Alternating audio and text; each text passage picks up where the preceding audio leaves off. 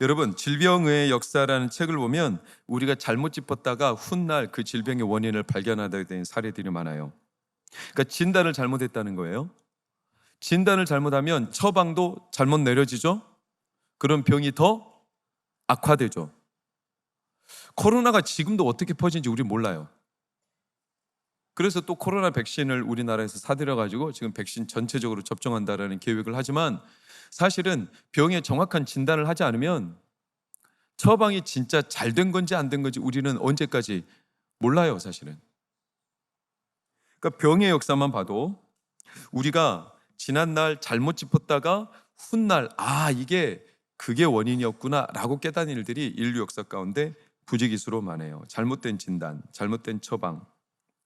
이번 주에 에어아시아라는 비행기가 인천에 도착했다고 해놓고서는 김포로 내려버렸잖아요. 사람들이 깜짝 놀랐죠. 아니, 여기 김포공항 아니에요? 근데 비행기 조종사도 그리고 승무원들도 조종사야 알고서 했는지 나중에 뭐 자연의 어떤 재해 그리고 기상 악화로 인해서 해명은 했지만, 사실은 승무원조차도 몰랐던 이런 기상천외한, 그러니까 자기가 어디로 가는지 방향, 원인, 진단이 엉뚱하면 당도하는 결론 지점도 엉뚱해지죠. 여러분, 신앙적으로도 마찬가지예요. 신앙생활할 때 원인이 무언가 우리가 모르면 계속 반복되는 우리 안에 악의 표류가 돼요. 여러분, 게으름은 뭐가 원인일까요?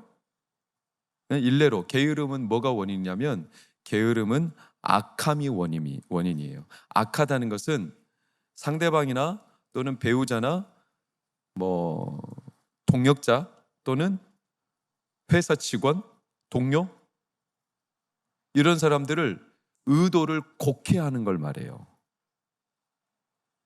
성경 말씀에 악하고 무슨 종? 게으른 종. 그 종이 왜 게으르게 했냐면 악했기 때문에 그래요. 그럼 뭐가 악했냐? 주인의 의도를 지 마음대로 왜곡시켰기 때문에 일을 안 하는 거예요. 하나님이 나에게 주신 시간, 물질, 주인의 의도를 왜곡시키면 게을러져요. 여러분, 게으름은 성경적으로 볼 때 가만히 집안에 앉아서 아무것도 안 하는 것은 1차원적인 게으름을 말해요. 진짜 성경이 말하는 게으름은 하나님 주신 시간을 자기는 열심히 산다고 사는데 엉뚱한 방향으로 사니까 낭비가 되고 있는 시간, 낭비가 되고 있는 물질. 하나님은 그러라고 그 시간을 주셨고 하나님은 그러라고 물질을 주신 게 아닌데 자기가 주인의 의도를 잘못 알고 엉뚱한 대로 썼다. 그럼 이건 게으름이에요. 주인의 의도를 잘못한 거죠. 그러니까 게으름의 진짜 원인은 뭐라고요? 악함이에요. 그 원인을 잘못 진단하면 게으름에서 벗어날 수 없어요. 왜? 처방을 잘못 내리기 때문에 그렇죠. 오늘 말씀의 요지는 불신이에요. 여러분, 불신의 원인은 뭘까요? 왜 사람들이 불신할까요? 불신의 원인은 완악함이에요. 완악함은 옛날 성경으로 강팍함 그래요. 마음이 단단하게 굳었고 뻣뻣한 거예요. 그러니까 몰라서 안 믿는 게 아니라 알면서도 안 믿는 거예요. 왜? 마음이 뻣뻣해요. 굳었어요. 고인물이죠. 그래서 썩어요. 새로운 에너지가 생산되지 않아요. 믿음은 날마다 새로워야 되는데 과거 자기 기억 안에 갇혀 있어요. 그러니까 새로움이 없죠. 그러니까 늘 새로운 걸 하나님이 주시는 은혜가 있어도 믿질 않아요. 아니, 사실 자기 눈 안에 보이는 좋은 것만 사람들이 취사 선택해요. 그러니까 완악하기 때문에 불신이 나오는 거예요. 이런 불신은 갈수록 강해지는 게 문제예요. 더 완고해지죠. 여러분, 믿음은 사건이 생긴다고 믿음이 자연스럽게 따라오지 않아요. 그렇죠?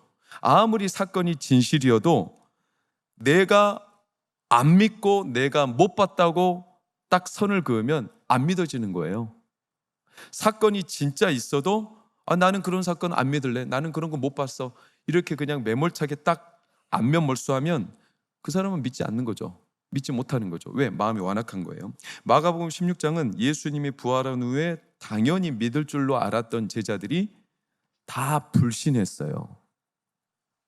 9절에서 10절, 11절 안식 후 첫날 예수님이 부활하셨죠? 누구에게 먼저 보이셨냐면 7 귀신 들렸던 막달라 마리아에게 먼저 보이셨어요. 그리고 그 여인이 가서 제자들에게 알렸습니다. 11절 예수께서 살아나셨다는 것, 마리아에게 보이셨다는 것을 듣고도 어땠다? 믿지 않았습니다. 왜 믿지 않았을까요? 그때 당시 이 사람들이 믿지 않은 핑계는 뭘까요? 그럴듯한 이유. 막달라 마리아가 귀신 들렸다는 것 때문에 그랬을 겁니다. 전달자가 신빙성이 있어요, 없어요? 없죠. 귀신 들린 여자 말을 어떻게 믿어? 과거에 그 이력이 약간 좀 의심스러운데 이게 핑계거리였을 거예요. 12절 13절 또 다른 제자가 시골길로 가. 누가복음에 아마 엠마오로 내려가는 제자 두 사람이 예수께서 다른 모양으로 그들에게 나타나셨을 때 그들은 처음에는 예수님 말을 믿지 않았어요. 듣지도 않았어요. 그리고 나중에서야 깨달았죠. 두 사람이 가서 알리었지만 제자들이 믿어요, 안 믿어요? 안 믿어요. 그러니까 마가복음 16장은 연거푸 등장하는 게 뭐냐면 안 믿었다. 다른 모양으로 오니까 안 믿어요. 그래서 이렇게 말해요. 아니 예수님, 내가 알아볼 수 있는 모양으로 오시지 왜 다른 모양으로 오세요?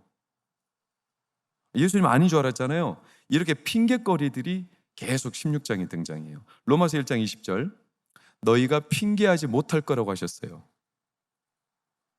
핑계를 대지만 핑계할 수 없다. 왜냐? 우리 안에 불신이 우리의 완악함 때문이다. 그러니까 여러 모양, 여러 다른 일들로 아무리 말해도 사람들이 믿는다, 안 믿는다? 안 믿는다. 히브리서 1장 1절 2절을 보면 여러 부분, 여러 모양으로 하나님이 조상적부터 구약 때부터 계속 말씀하셨다. 그리고 마지막엔 누구를 통해서 말씀하셨다? 아들은 누구시죠? 예수님. 예수님 통해서까지 말씀하신 이유가 뭐냐면 여러 조상들 적부터 선지자들의 말한 것을 예수님이 완성했다라는 의미도 있지만 사실은 여러 선지자들이 전한 말을 이들이 믿었다, 안 믿었다? 안 믿었다. 그래서 급기야 누구까지? 아들까지 보내셔야 했다. 그런데 이 아들도 왔을 때 이들이 어떻게 했다? 죽여버렸다. 이 정도 되면 이거는 대놓고 안 믿기로 아예 작정한 거죠. 그러니까 누구를 보내든 어떤 모양으로 가든 사람들은 안 믿어, 안 받아들여. 왜냐? 불신. 왜냐? 마음이 완악해요. 그게 불신의 이유예요. 그러니까 예수님, 내가 알아듣게 말해 주셔야죠. 이렇게 말은 해도 솔직히 알아듣게 말을 해도 안 믿어요. 우리가 기도할 때도 기도 응답을 하나님 제가 원하는 대로 좀 해주세요. 내가 기도한 방법, 방향, 그래서 내가 알아듣게. 근데 하나님이 다른 응답처럼 내 생각보다 전혀 다르게 응답하시면 우리는 그 응답을 응답이 아니라고 지나쳐버리거나 무시해버려요. 왜? 마음이 완악한 거예요. 자기 뜻과 안 맞는다는 거죠. 그러니까 결국 예수님이 불신에 대해서 따끔하게 진단하죠. 14절 빨간색만 시작. 믿음 없는 것은 마음이 완악한 거다. 믿음이 없는 이유는 사실은 완악하기 때문이다. 강팍하다, 뻣뻣하다, 독선이다, 자기 고집이다, 자기 독단이다. 애굽의 바로 왕은 알면서도 안 믿어요. 10번의 재앙을 했지만 믿어요, 안 믿어요? 안 믿어요. 이것은 모르는 게 아니에요. 자기 마음이 강팍한 거예요.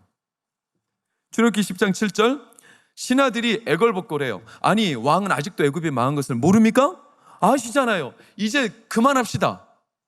그러나 안 들어요. 왜? 마음이 독선, 독단, 고집, 좀 쉽게는 자존심, 체면.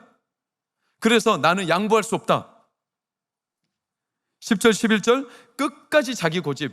너희들만 가라. 아이들은 보내지 마라. 왜? 아이들은 노예감이고 자기들이 키워서 자기들 앞으로 부리는 종으로 세워야 되니까. 장정만 가서 여호와를 섬기고 돌아와라. 고집. 다윗이 만났던 나발은 다윗이 누군지 알아요. 다윗이 자기 신하들을 보내서 우리가 지금 먹을 게 필요하고 우리가 안식처가 필요하니까 우리에게 좀 공개해달라. 나발은 알아요, 다윗을. 왜? 다윗을 통해서 나발의 재산이 지켜졌거든요. 근데 나발은 대놓고 안면몰수해요. 다윗이 누구냐 도대체 알아요. 근데 다윗은 도대체 누구냐 처음 들어본 것처럼. 이거는 대놓고 비아냥되는 거죠. 요즘에 자기 주인을 배반하고 도망다니는 놈이 있다는데 다윗이 그 놈인가? 이렇게 이제 비꼬면서 말하는 걸 보면 나발은 완악하죠. 불신이죠. 양은 눈이 어두워요. 아시죠? 양은 천성적으로 눈이 어두워요. 눈이 어두운데 지지리도 말 안 들어요. 그래서 목자가 가라고 하면 안 가고 자기 길 원하는 대로 가다가 자꾸 낭떠러지에 처박히거나 엉뚱한 대로 수렁에 빠져요. 그러니까 목자가 양 곁에서 지팡이와 막대기로 그를 때리면서 인도하는 거죠. 양은 성도죠. 성도가 왜 자기 길을 가냐면 몰라서가 아니에요. 알면서도 가요. 왜? 고집이죠. 완악함이죠. 왜 그럴까요? 두려움 때문에 그래요. 자기가 잘못한 게 드러날까 봐. 자존심 같은 체면. 내가 그래도 지금까지 이렇게 왔는데 이제 와서 내가 뭔가 바꾸기에 마음의 두려움과 자기 체면에 대한 여러 불안함이 있어요. 그래서 확신증에 걸려요. 내가 선택한 길이 끝까지 내가 지켜야 내가 누구인지를 확신적으로 사람들한테 알릴 수 있다라는 이런 엉뚱한 확신증. 여러분, 그러니까 부자와 거지 나사로 예수님의 비유를 보면 나사로가 나중에 죽어서 천국에 가죠. 그때 부자는 죽어서 지옥에 가죠. 지옥에 있는 부자가 너무 뜨거워서 괴로워가지고 저 멀리 아브라함한테 손끝에 물만 찍어서, 근데 거리가 너무 멀어서 안 되죠. 그러면 내 자녀들이 아직 지상에 있는데 이 자녀들이 지옥에 안 가도록 좀 나사로를 보내서 그들을 좀 회유하게 해달라. 그랬더니 나사로가 직접 안 가도 된다. 이미 그들 곁에는 선지자들이 있다. 그랬더니 부자가 아닙니다. 나사로가 꼭 가야 된다는 거예요.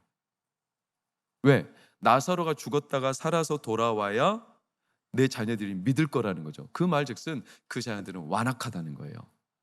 선지자들이 있고 그 옆에 하나님의 말씀을 전하는 수많은 사람들이 있어도 듣는다 안 듣는다? 안 듣는다. 그럼 나사로가 가서 전해도 들을 거야 안 들을까요? 안 듣죠. 죽은 자가 부활해서 와서 말해도 안 듣는 건 매 한 가지다. 예수님도 마찬가지예요. 지금 부활하셨어요. 마가복음 16장. 부활하셨는데 안 믿어요. 부활한 그분이 와서 말해도 안 믿어요. 왜? 완악함, 자기 고집, 뻣뻣함. 내가 좀 알아듣게 말씀해 주세요. 내가 원하는 방식으로 말해 주세요. 이 완악함. 여러분, 이 완악함만 우리 가운데 없으면 하나님의 말씀과 하나님의 일하심은 전파가 됩니다. 그러니까 가장 큰 걸림돌은 나 자신이죠. 환경이 아닙니다. 15절 16절 예수님 말씀하세요. 또 이르시되 너희는 온 천하에 다니며 시작 만민에게 복음을 전파하라. 이 완악함만 없다면 예수님의 부활하신 이 사건을 너희들이 믿음으로 완악하지 말고 그대로 전파하면 믿고 세례를 받는 사람이 일어난다. 믿지 않는 사람 또한 일어난다. 이건 하나님께 정해진 문제다. 우리 소관이 아니다. 그리고 난 뒤에 17절 빨간색 시작. 표적이 따른다. 반드시 가서 전하면 뭐가 따른다? 표적이 따른다. 그런데 이 제자들이 사도행전을 보면 이 복음을 온 천하에 전할까요? 안 전할까요? 안 전해요. 예루살렘 성 안에서 자기들끼리만 좋아서 지내요. 그러니까 나중에 박해가 일어나서 그들이 억지로 나가서 전하는 상황은 스데반 사건 이후에 그렇게 되죠. 그때 사도행전 9장에 유대인들이 유대인에게만 복음을 전하는데 라는 표현이 있는 거 보면 이들은 복음을 전하는데 자기 안에 자기 좋은 사람, 편한 사람, 내 생각으로 딱 생각할 때 저 사람은 전하면 안 돼. 이 사람들은 내가 전해도 돼. 이렇게 자기 안에서 계산을 다 마무리 져놓고 하나님이 주신 복음, 하나님이 우리와 함께하고 하나님의 부활하심이 누구에게나 다 증거될 수 있음을 자기 안에 이미 딱 완악함으로 가둬놓고 그들은 전하지 않아요. 표적신앙이 아니에요. 표류신앙. 오늘 설교 제목 표적신앙이냐 표류신앙이냐. 여러분, 표적은 최종 목적지가 뭘까요? 표적은 최종 목적지가 예수님이십니다. 여러분, 표적신앙과 표류신앙은 한 끝이 다른데 굉장히 큰 차이가 있습니다. 표적신앙으로 시작했다가도 표류하는 성도들 많습니다. 여러분, 김훈이라는 소설가가 어떤 소설, 제가 그 소설을 잘 기억이 안 나는데 카레 노래인가? 그 소설에 서두를 쓸 때 두 문장을 가지고 2주간을 고민했다라는 것을 제가 글에서 읽은 적이 있어요. 그게 뭐냐면 이 문장이에요. 이런 번 읽어볼까요? 시작. 버려진 섬마다 꽃이 피었다. 버려진 섬마다 꽃은 피었다. 다르죠? 뭐가 다릅니까? 그렇죠. 조사가 다르죠. 꽃이 피었다. 꽃은 피었다. 꽃이 피었다는 뭘까요? 버려진 섬마다 꽃은 피었다는 뭘까요? 그걸 알면 우리가 국문학자 하죠.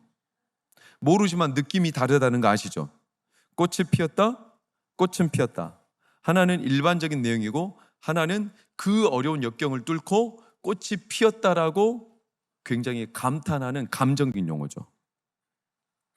이 두 가지를 가지고 오래도록 고민했어요. 왜냐? 사람에게 느껴지는 바가 달라요. 표적신앙과 표류신앙은 이 한 끗 차이예요.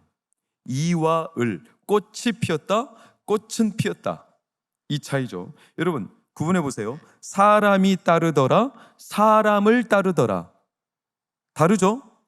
사람이 따르더라는 뭐죠? 그렇죠. 나를 사람이 따르는 거죠. 사람을 따르더라는 내가 사람을 따라가는 거죠. 돈이 따르더라, 돈을 따르더라. 다르죠? 여러분은 돈이 따르기를 원해요? 돈을 따라가기를 원해요? 돈을 따라가기를 원해요? 그럼 망하는 길이에요. 돈이 따라오기를 축복합니다. 근데 사람들은 돈을 많이 따라가죠? 이 한 끗 차이가 어마어마한 차이가 있죠. 세상이 따르더라, 세상을 따르더라. 다르죠? 성도는 세상이 따라야 될까요? 세상을 따라야 될까요? 세상이 따라야 되죠. 요한복음 12장 19절 온 세상이 예수님을 따르는도다. 그분은 부활하셨습니다. 그분은 아쉬운 소리 할 필요가 없습니다. 그분이 부활하심만으로도 온 세상이 예수님을 따랐습니다. 그 정도로 파워가 있었습니다. 밀도가 높은 곳으로 흘러가게 되어 있어요. 막말로 센 놈을 따를 수밖에 없죠. 이게 표적신앙이에요. 표적을 본 사람들은 따라갈 수밖에 없어요. 표적은 뭡니까? 표적은 예수 그리스도를 따라가는 걸 말해요. 성경에 표적이 자주 등장합니다. 요한복음 2장 가나 혼인잔치 비유 표적이죠. 예수님이 처음 포도주가 되셨다라는 표적이에요. 그분은 텅 빈 우리 인생에 새로운 포도주를 주신다. 예수님의 표적되심이죠. 요한복음 6장 오병이어 예수님은 우리의 줄인 심정에 생명의 떡을 주신다. 표적이죠. 그래서 요한복음에는 예수님의 표적됨을 많은 비유로 에고에이미, 예수님은 목자시다, 예수님은 양의 문이다, 예수님은 떡이다, 예수님은 빛이다, 예수님은 길과 진리요 생명이시다, 예수님은 생명이요 부활이시다. 이런 수많은 예수님이 누구시다. 이건 다 표적이죠. 결국 누구에게로 향하게 하냐면 예수님. 그 내용 자체가 중요한 게 아니에요. 내용도 중요하지만 떡이다, 양의 문이다, 목자시다, 그리고 빛이다, 그리고 그분은 참 포도주시다. 이게 다 누구에게로 향하는 표적들이죠? 예수님. 이 표적을 보면 누구에게로 가야 되냐면 예수님께로 가야 돼요.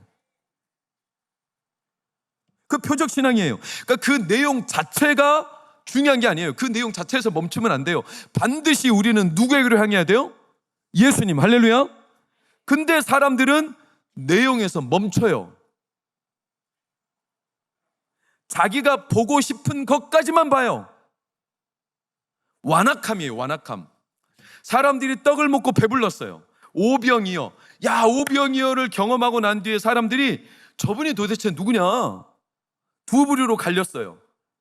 제자들은 저분의 주신 떡을 먹고 저분은 하늘에서 내려온 메시아시다. 그래서 예수님 곁을 떠나지 않고 그분을 계속 따라가죠. 표적신앙이에요. 근데 무리들은 예수님을 따라가기를 원하지 않았고 계속 뭐를 먹기를 바래요? 떡을 먹기만을 바래요. 그러니까 예수님이 이상한 소리 하시니까 그때부터 예수님을 떠나버려요. 자기들이 보고 싶은 것까지만 봐요. 더 나아가지 않아요. 떡을 먹고 배부른 까닭이로다. 나사로가 죽었다 살아났습니다. 나사로가 죽었다 살아난 것도 예수님의 부활에 대한 표적입니다. 나사로를 보고 예수님을 많이 믿었습니다. 근데 나사로를 보고 믿은 사람만 많았을까요? 반대로 나사로까지 죽이려던 사람들도 일어났습니다. 나사로를 봤어요. 근데 자기가 본 거를 안 본 척 해버려. 예수님을 인정하고 싶지 않아. 완악해요. 그래서 자기가 딱 보고 싶은 데까지만 보고 그 이상은 부정해버리는 자들도 있어요. 마태복음 16장 1절, 바리새인 사두개인들이 뭐를 요청합니까? 표적을 요청해요. 근데 이 사람들은 예수님을 따라가고 싶어서 표적을 보여달라고 하는 게 아니에요. 예수님을 시험하고 싶었죠. 그래서 이들에게 예수님이 3절 4절을 보면 어떤 표적밖에 보일 게 없다? 요나의 표적 외에는 너희들에게 줄 게 없다. 여러분, 요나의 표적이 여러 의미가 있는데 여기에서 제가 말씀드리고 싶은 것은 요나의 표적이 어떤 의미냐? 요나는 자기가 가야 될 곳이 니느웨라는 걸 알아요, 몰라요? 알죠. 근데 어디로 가요? 다시스로 가죠. 몰라서 다시스로 가는 겁니까? 아니죠. 알죠. 말씀을 들었죠. 하나님의 뜻이 거기라는 거 알죠. 그는 최종 목적지가 어디라는 걸 알아요. 알면서 방향을 틀어버렸어요. 왜냐? 완악했어요. 누가 싫었기 때문에? 아수르가.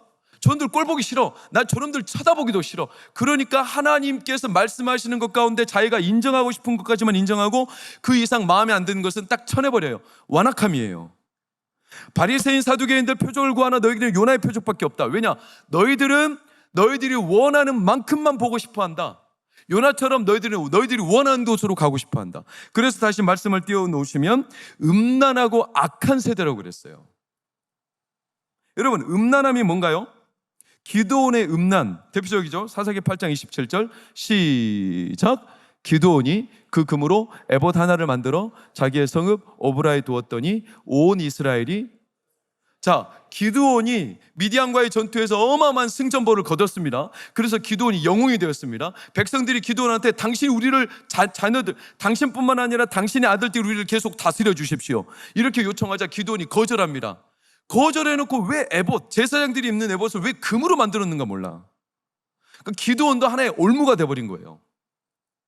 이 에봇을 하나 만들었는데 백성들이 기드온이 만든 에봇을 어떻게 여겼다? 음란하게 위했다. 그 에봇을 그냥 옷 정도로 여긴 게 아니라 이 에봇에다가 신앙적인 의미를 뒀다. 에봇이 우리를 지켜준다고 생각했다. 에봇을 하나님처럼 섬겼다. 이 에봇만 갖고 있으면 우리를 하나님이 지켜주실 거다. 부적처럼 여겼다. 음란함은 목적과 다른 목적을 갖는 걸 음란함이라고 그래요. 표적을 보고 예수님께로 가야 되는데 표적을 보고 떡을 먹으러 가요. 표적을 보고 자기 개발을 하러 가요. 표적을 보고 자기 목적을 이루기 위해서 가요. 음란함이에요. 목적대로 사용하지 않는 거죠. 표적의 목적은 누구에게로 가는 거다? 예수님께로 가는 거예요. 여러분, 기도하는 거, 예배하는 거, 찬양하는 거 다 누구를 만나러 가는 겁니까? 예수님. 근데 기도하다가 자기가 원하는 답이 안 나오면 그냥 돌아가 버려요. 음란함이에요. 예배하다가 자기 성질 안 맞으면 예배 안 나와 버려요. 죄송하지만 음란함이에요. 자기 목적대로 하는 거죠. 더 나아가지 않아요. 왜? 완악한 거죠. 여러분, 성적으로만 음란함이 아니에요. 왜 성적인 게 음란함하고 자주 엮이냐? 성적인 거, 남자나 여자를 다른 목적으로 대하는 거죠.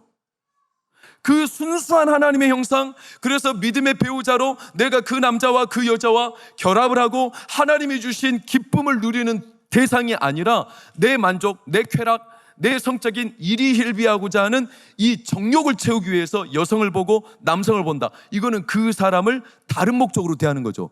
음란이에요. 목적이 바뀐 거죠. 최종 목적이. 여러분, 의료용 약을 마약으로 사용해버려요. 음란이에요.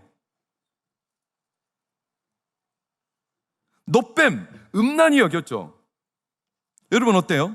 핸드폰은 뭐 하는 데 쓰는 거예요? 뭐 하는 데 쓰는 거예요? 통화하는 데 쓰는데 핸드폰을 게임하려고 샀다. 음란함이에요. 잘못된 목적으로 쓰고 있는 거잖아요, 지금. 그렇죠? 무슨 말인지 이해가 얼추 되십니까? 목적이 있어요. 분명히 가야 될, 표적을 따라가면 예수님께로 가야 돼요. 근데 표적을 따라가다가 자기가 원치 않는 영역이 나오면 딱 돌아서 버려요. 더 안 가요. 완악해서. 그래서 엉뚱한 목적으로 빠져요. 떡을 먹으려고, 자기 만족, 기적을 보려고. 그래서 기도하다가 중단해버려요. 더 깊이 안 나가요. 완악함, 다른 목적, 음란함, 예수님에게로 가지 못해요. 여러분, 그래서 야고보 사도는 기도를 해도 정욕을 위해서, 다른 목적을 위해서 기도할 때 하나님 응답 안 하신다고 하신 거예요. 표적은 예수님께로 가는 걸 말해요. 그런데 안 가니까 표적으로 시작했는데 나중에 멈춰버리고 돌아 나오거나 더 이상 안 가니까 표류하게 되는 거예요. 여러분, 표적 신앙이 표류로 바뀔 때가 있어요. 히브리서 2장 1절로 보면 다 같이 빨간색 시작. 흘러 떠내려간대요. 처음에는 예수님 믿고 갔어요. 근데 나중에 예수님께로 더 가지 않아요. 왜? 자기 목적 안에 딱 갇혀버려요. 그래서 흘렀대요. 그때부터 닻이 사라졌어. 나는 여기서 닻을 내릴래. 더 가야 돼요. 지금 목적지가. 배가 항해를 해서 더 가야 되는데 난 여기가 목적지야 하고 거기다 닻을 내려버렸어. 그런데 그 닻을 내린 곳이 덫이 돼요. 표류하게 되는 거죠. 어디다 닻을 내려야 되냐? 6장 29절 다 같이 빨간색 시작. 어디다 내려야 될까요? 예수님께로. 우리의 영혼의 닻이 예수님께로 내려지기를 축복합니다. 그래야 견고해요. 예수님에게로 향해야 되는 닻이 끊어지니까 그때부터 떠다니는 거예요. 여러분, 표류하는 성도들 많아요. 헛헛해요. 빈집 증후군으로 자기 삶의 목적이 갑자기 어느 날 사라져버렸어. 목적이 사라져버렸어. 내가 이 직장만 들어가면 좋을 거라고 생각했는데 직장 들어오고 난 뒤에 갑자기 헛헛하고 허탈함, 수많은 허망함, 허황, 그리고 내 마음에 여러 가지 허전함, 그래가지고 목적 없이 갑자기 표류하기 시작해. 왜 그럴까요? 그 사람의 목적이 하나님께로 향하는 목적이 아니었기 때문일 가능성이 높아요. 성경 인물들 많아요. 가인, 아벨만 사라지면 자기는 자기가 인정받을 거라. 근데 아벨 죽고 난 뒤에 자기는 어디로 가야 될지 유리하는 자가 돼버려요. 표류하죠. 노아, 홍수에서 살아남았어요. 그런데 방주에서 나와서 그는 너무나 괴로웠죠. 시체들이 널브러진 세상을 보면서 자기가 어디로 가야 될지 몰라. 그래서 포도주를 잔뜩 마시고 취해버리죠. 노아도 헛헛함에 표류하는 상황이 있었어요. 르우벤, 제가 지난주 오후 예배 때 말하지 않았습니까? 르우벤 아들 요셉을 살려가지고 모세 몰래 살려서 아버지 야곱한테 빼돌려서 자기가 인정받고 싶었어. 그런데 아들이 요셉이 팔려나간 뒤에 어디로 갈까? 표류해버리는 르우벤. 그는 닻이 하나님께로 내려오지 않았죠. 아브라함, 하나님이 아들 주신다고 했는데 아들을 안 주신 지 벌써 25년이 지났어요. 그러니까 자꾸 엉뚱한 데다가 닻을 내리죠. 표류하잖아요. 이스라엘 홍해 앞에서 돌아가재요. 왜? 그들은요 닻이 하나님께로 내리지 않았어요. 가나안 땅 앞에서 돌아가 버리죠. 왜? 거인족 속에 있대요. 그래서 40년 광야에서 표류하지 않습니까? 여호수아 아이성 전투 앞에 실패하고 난 뒤에 마음이 녹아내려 그는 표류하게 되죠. 잠시지만. 엘리 눈이 어두웠죠. 자기 아들들 막 교회 안에서 어마어마하게 막무가내로 망나니 짓을 해도 엘리는 눈이 너무 어두워서 표류하고 있는 상태죠. 하나님께 대한 닻이 없어요. 사울 누구를 향한 질투? 다윗을 향한 질투. 하나님께로 닻이 없으니까 평생 다윗 쫓아다니는데 그 다윗을 쫓는 게 아니라 칼로 자기 목숨을 끊는 일이나 똑같았죠. 법궤를 빼앗겼을 때 그 블레셋 사람들뿐만 아니라 이스라엘 사람들도 법궤를 어떻게 해야 될지 몰라. 왜? 한 번도 하나님 앞에 닻을 내려본 적이 없어. 표류하고 있는 그들. 엘리야, 이세벨과 아합을 그렇게 보란듯하게 바알 아세라 제사장들을 물리쳤지만 이세벨이 눈에 쌍심지를 켜고 죽일 듯 덤비자 로단노 밑에 가서 잠깐 표류하게 되는 이 엘리야를 보면 우리도 항상 표류할 때가 얼마나 있습니까? 신약으로 넘어와 볼까요? 무리들이 예수님을 따르는데 예수님을 만나고 싶어서가 아니라 자기 기적 바라고 싶어서, 그래서 자기들이 원하지 않는 말씀들을 해버리면 떠나버려요. 유리하는 백성들이라고 그랬어요. 제자들 오늘 본문에도 동일하지만 예수님의 십자가 사건 앞에서 다 흩어져 버렸어요.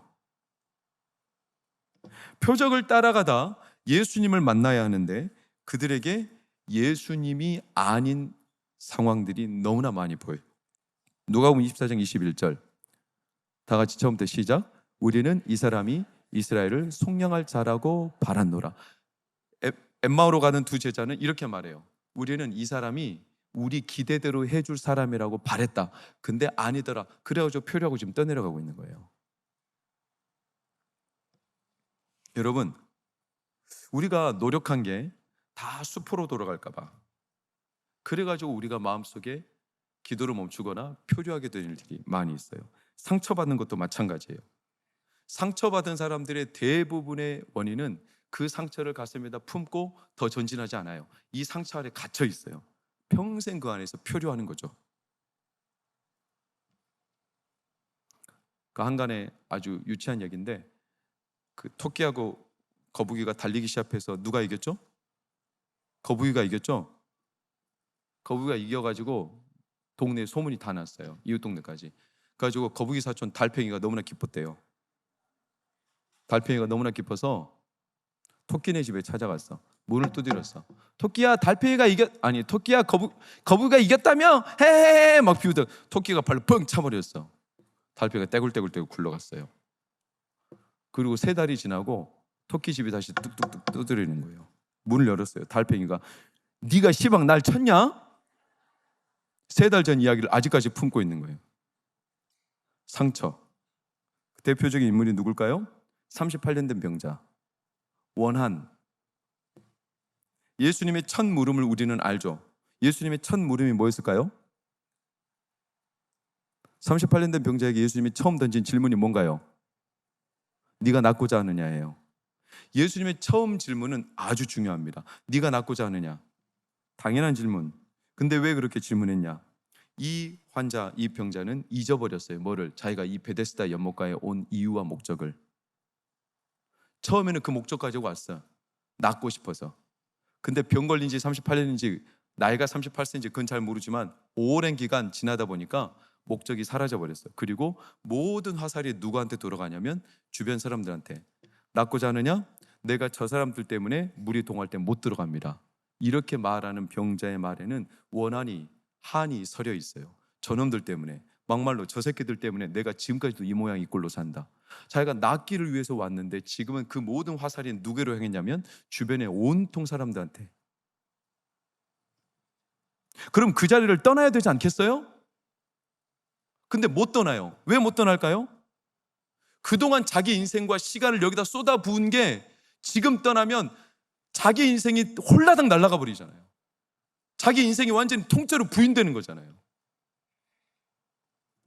너 헛살았어. 이게 너무나 두려운 거죠. 내가 그동안 쏟아붓고 노력하고 애써서 달려온 길이 엉뚱한 지점에 도착했다. 그러니까 이게 너무나 괴로운 거죠. 못 떠나요. 그게 두려운 겁니다. 갈 곳이 없어요. 목적을 잃어버렸어. 그런데 자기가 어디다가 어떤 목적을 가지고 어떻게 살아야 될지 막막해. 그러니까 모든 화살을 주변한테 돌려요. 환경 탓. 표류하는 거죠. 평생 표류하죠. 점점 멀어지죠. 뭐해? 최초 자기가 이 땅에 그곳에 온 목적에서. 여러분, 우리가 기도가 왜 약해질까요? 오늘은 철야 기도입니다. 기도가 왜 약해지냐면, 죄송하지만 기도가 약해지는 이유는 딱 한 가지입니다. 우리가 들어가다가 멈추기 때문에 그래요. 2가지 때문에 멈춰요. 기억해 놓으시면 유익이 됩니다. 첫 번째, 죄 때문에 멈춥니다. 기도하러 들어가는데 죄가 우리 발목을 붙잡아요. 무슨 말이냐? 직면하는 게 어려워요. 나 자신을 직면하는 게. 기도하면 성령께서 나를 깨닫게 하십니다. 수술하는 거죠. 그래서 내가 누군지를 계속 알게 하시는 거예요. 근데 이게 괴로운 문제거든요. 왜? 현실적으로 내가 해결을 못하는 문제들이 수두룩하게 내 안에 떠올라요. 우리는 솔직히 말하면 누군가한테 말실수하여 잘못한 것도 용서 구하는 게 잘 안 돼요. 솔직히 자백하는 게 잘 안 되죠. 내가 이제 와서 자백을 할 필요가 없다고 생각하는 것도 많아요. 왜? 내가 이제 와서 자백하면 지금까지 살아온 날들이 다 무시당할 거라는 두려움이 있어요. 돈 안 갚은 거? 그 사람 잊어버렸어. 굳이 이제 와서?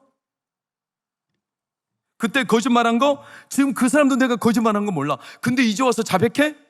그럼 나를 어떻게 생각하겠어? 그거 못하죠. 그때 잘못한 거 후회는 되지만 내가 이제 와서 그걸 바로잡자고 하자면 지금까지 내가 모든 걸 다 잘못했다고 인정하는 꼴이 되죠. 그러니까 이걸 못해요. 그러니까 마음이 더 완고해질 수밖에 없어요. 기도하러 갔다가 하나님의 마음에 감동을 주셔요. 사과해라, 가서 잘못을 시인해라, 또 네 스스로 그 잘못을 돌이켜라. 근데 그 잘못을 딱 볼 때 내가 지금까지 살아온 날들이 너무나 두려움, 이게 무시당하고 통째로 날아갈 것 같은 이 마음의 괴로움, 그래서 기도하러 갔다가 돌아 나와버려요. 이게 첫 번째, 죄로 인해서 기도를 더 깊이 들어가지 못해요. 적당한 선에서 내가 원하는 기도만 하죠. 그냥 우리가 흔히 말하듯이 간구라고 말하지만 내가 그냥 입 밖으로 내놓기 쉬운 기도들, 깊은 성령의 간구가 열리지 않아요. 잘. 사랑하는 여러분, 성령의 간구는 내가 원하지 않는 기도의 제목을 내 중심에서 끄집어내십니다. 근데 그걸 볼 때 우리의 심령이 얼떡했어요. 굉장히 두렵죠. 역겨워지죠. 그래서 울며 불며 통곡하는 거 아니겠어요? 당장 기도할 때는 그 사람과 관계가 틀어진 거예요. 그 사람 관계를 회개해야겠다고, 뭔가 내가 잘못을 용서해, 이렇게 마음을 먹었는데 눈 뜨고 나가면서 에이, 굳이 나 혼자서 품고, 이렇게 돼요. 그 다음부터는 그 기도를 하지 못해요. 이제 여러분, 한 번 딱 막힌 기도 지점에서는 더 이상 못 갑니다. 왜 그럴까요? 그 문제가 해결이 돼야 하나님은 더 깊이 우리를 이끌어 가세요. 그러니까 죄의 문제는 항상 우리가 기도할 때 우리의 마음을 어렵게 만드는 첫 번째. 두 번째, 그러다 보면 짐이 축적돼요. 어떤 짐? 내 안에 해결하지 못한 짐이 더 많아지죠. 개발, 관계, 이제 와서 내가 그걸 만회하는 게 짐이 너무나 커. 특히 시간이 너무나 오래돼 버렸어요. 그래서 내가 그걸 기도하는 게 무색해. 거의 불가능하죠. 그러니까 여러분, 기도가 왜 약해지냐면 점점 하나님의 목적에서 우리가 더 당도하지 못하는 거예요. 예수님께로 들어가야 돼요. 오늘 밤 우리가 기도할 때, 여러분, 제가 기도 인도를 잘하든 못하든 오늘 말씀이 여러분에게 가슴에 와닿든 안 왔든 간에 저보다, 저는 그냥 하나님 감추셔도, 저는 그냥 망해도 좋으니까, 이런 말 하면 안 돼. 망하면 안 돼. 잘 돼야 되지만, 사랑하는 여러분, 하나님이, 성령께서 여러분의 마음을 주장하셔서 여러분의 단단한 껍질과 마음의 깊은 곳을 하나님이 터치하시고 더 이상 들어가지 못했던 곳까지 더 들어가게 하시기를 축원합니다. 늘 돌아나왔던 지점. 기도가 왜 약해지죠? 완악해져요. 나도 모르게 굳어진다는 거예요. 그 지점까지 왔다 돌아와, 왔다 돌아와. 그럼 이 지점이 딱 내 안에 데드라인이 되는 거예요. 그 이상 못 가요. 그러니까 예수님께로 못 가는 거예요. 여러분, 우리 목에도 기도가 있는 거 아세요? 아시죠? 여기 기도가 있고 또 뭐가 있죠? 그 옆에 식도가 있잖아요. 기도와 식도의 차이점은 아세요? 기도는 숨 쉬는 데고 식도는 음식 먹는 데예요. 기도로 음식 들어가면 어떻게 되죠? 죽어요. 기도로 음식 들어가면 안 돼요. 그러니까 기도는 숨을 쉬고 이 숨이 밖으로 튀어나오는 이 역할. 음식에 들어갈 때는 신기하게 저기 후드 덮개 있잖아요. 놀랍게도 기도를 덮개 있던 덮개가 음식 들어갈 때는 딱 닫힙니다.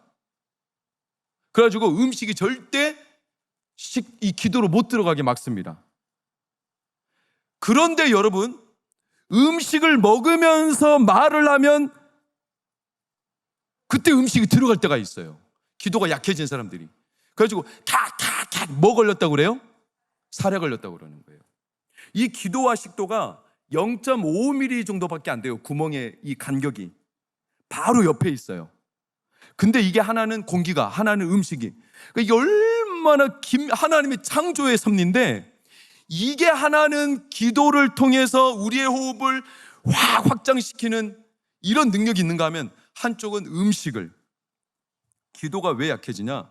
여러분, 만약에 내가 계속 삼켜, 음식을 삼켜, 그 음식을 삼키면서 하나님 앞에 내 마음을 토해내지 못하고 음식이 계속 삼켜지고 사례가 걸렸다는 것은 기도가 약해졌다는 증거예요.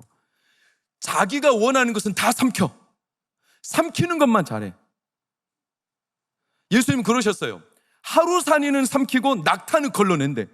자기가 편한 건 다 삼키면서 기도로 쏟아내진 않아. 그러니까 점점 기도가 약해졌다는 거예요. 여러분, 기도가 강해지려면 내가 원하는 음식만 먹지 말고 토해내야 합니다. 그래서 시편 62편 8절에 다 같이 시작. 백성들아 시시로 그를 의지하고 그의 앞에 마음을 토하라. 토해내야 돼요. 기도가 약한 사람들은요, 의지적으로 재채기를 해서라도 기도를 열죠. 안 그러면 기도가 계속 약해져서 기도로 음식이 들어가 버려요. 죽죠. 기도가 안 나오죠. 여러분, 38년 된 병자는 38년 동안 자기 원망만 계속 집어삼키고 있어요. 저놈들 때문에, 저 새끼들 때문에 내가 이 모양 이 꼴이 됐다고. 자기가 목적을 잃어버리고. 그런 38년 된 병자에게 살리는 길은 딱 한 가지였어요. 예수님이 오셔서 네 자리를 들고 일어나 가라. 이 역사가 일어나기를 축원합니다. 그의 목적은 그거밖에 없었어요. 와서 치료받는 거. 예수님 살려주십시오. 쏟아내고 토해내야 되는데 이 병자에게 예수님이 없었어요. 단 한 번만 쏟아내도 이 병자는 살아납니다. 오늘 밤 그렇게 되기를 축원합니다. 표적의 최종 목적은 예수님이에요. 예수님. 마태복음 16장 24절 예수님을 따를 것이니라. 예수님께로. 그러면 뭐가 따라오냐? 17절 18절 표적이 따라와요. 귀신을 쫓아내며 아멘 새 방언을 말하며. 막달라 마리아가 복음 전했다고 귀신 들린 여자라고 무시했던 그 사람들, 한 번도 귀신 들린 여자의 죽기, 귀신이 떠나가는 것을 보지 못했던 이들에게 귀신이 떠나가는 걸 보여주시면서 그 여인에 대한 오해도 확 뒤집어 버리고, 옛날 언어에 갇혀서 야 우리는 그가 우리나라를 살려줄 사람이라고 믿고 바랬지만 그런 사람이 아니었네. 두 제자가 그렇게 옛날 언어에 갇혀서 갔는데 이들에게 새 방언을 주시고.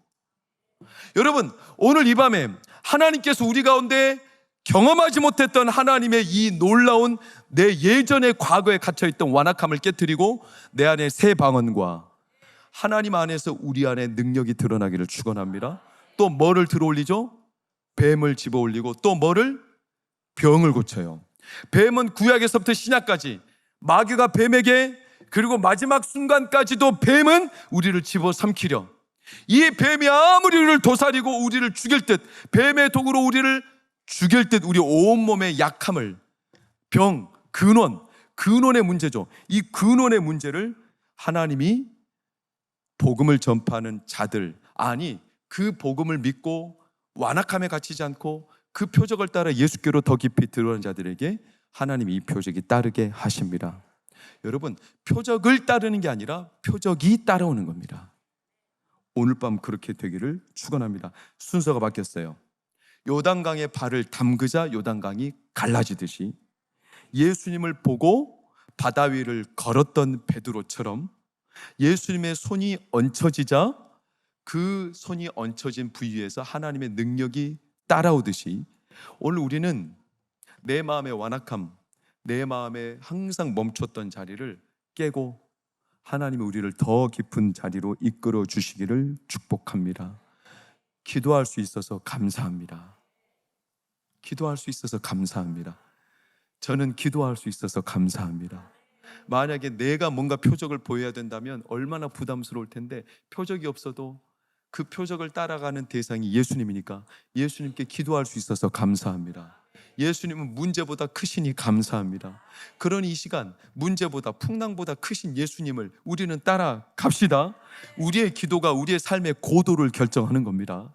그러니 오늘 밤 우리 완악함을 깨트리고 내 마음의 한계를 깨트리고 여러분 마음에 감동 주시는 대로, 여러분 찬양하다가 기도하다가 감동 주시는 대로 그냥 내 적정한 선에서 항상 습관적으로 거기까지만